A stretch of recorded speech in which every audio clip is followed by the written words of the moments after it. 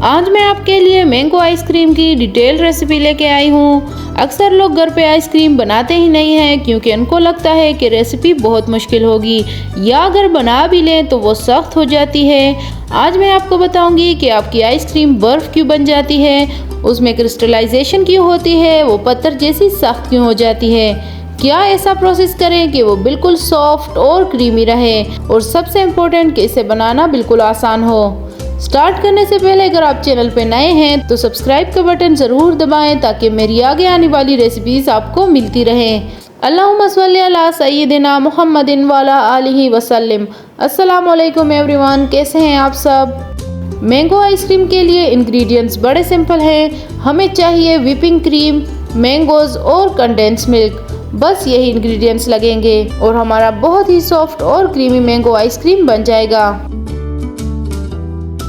सबसे पहले मैंने 2 आम लिए हैं, इनका पल्प निकाल के प्यूरी बनानी है।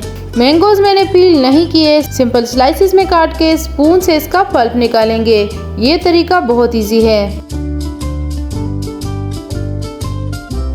दोनों आमों की प्यूरी नहीं बनानी, इसमें से कुछ स्लाइसेस अलग करेंगे ताकि आइसक्रीम में मैंगो चंक्स भी ऐड कर सकें।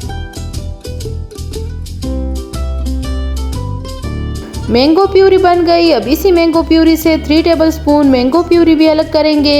बाकी की प्यूरी फ्रीज़र में ठंडा होने के लिए रख दें, तब तक हम क्रीम व्हिप करेंगे।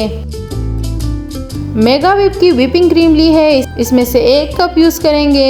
मैंने 1 कप प्लस 2 टेबलस्पून क्रीम ली है।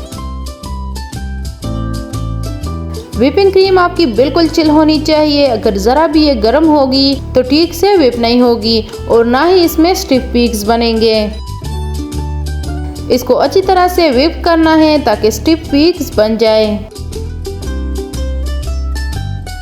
3 से 4 मिनट्स लगेंगे और देखिए क्रीम अच्छे से व्हिप हो गई, इसमें स्टिफ पीक्स भी बन गए। इस पॉइंट पे आपकी क्रीम बिल्कुल स्टेबल होगी, ये बिल्कुल भी नरम नहीं होनी चाहिए। अब इसमें कंडेंस मिल्क डालेंगे 3 टेबलस्पून और दोबारा से व्हिप कर लें।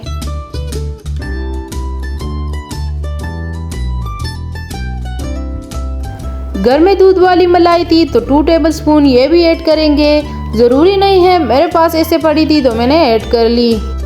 अब जो मैंगो प्यूरी बनाई थी वो ऐड करेंगे और साथ ही कुछ सेकंड्स के लिए बीट कर लें ताकि क्रीम के साथ मिक्स हो जाए।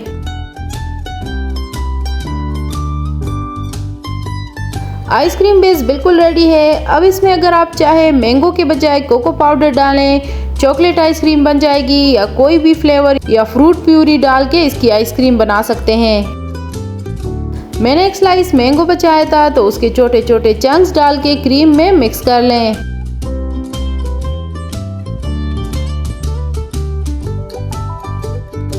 अब आइसक्रीम बेस को मोल्ड में डालेंगे,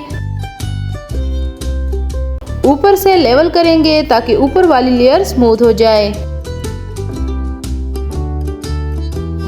अब जो मैंगो प्यूरी बचाई थी स्पून से आइसक्रीम पे डालेंगे और इसी तरह से स्पून से लाइंस बनानी है ताकि अंदर तक मैंगो प्यूरी की लेयर्स बन जाए।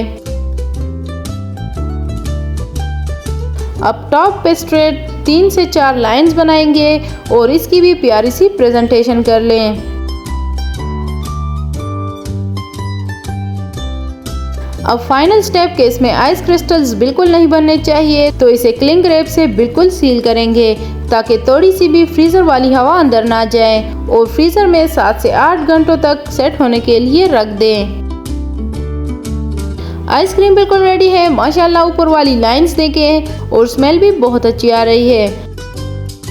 अब इसको स्कूप से निकाल लें। मेरे पास स्कूप नहीं है तो इसकी स्मूथनेस स्पून से आपको दिखा देती हूँ कि इसमें कोई भी आइस क्रिस्टल नहीं है, ना ही बर्फ जैसा सख्त है, बल्कि बहुत ही स्मूथ और क्रीमी आइसक्रीम बनी है। रेसिपी को ज़रूर ट्राई करें। मेरे चैनल को सब्सक्राइब और वीडियो को लाइक करना ना भूलें। इजाज़त दीजिए, अल्लाह हाफिज़।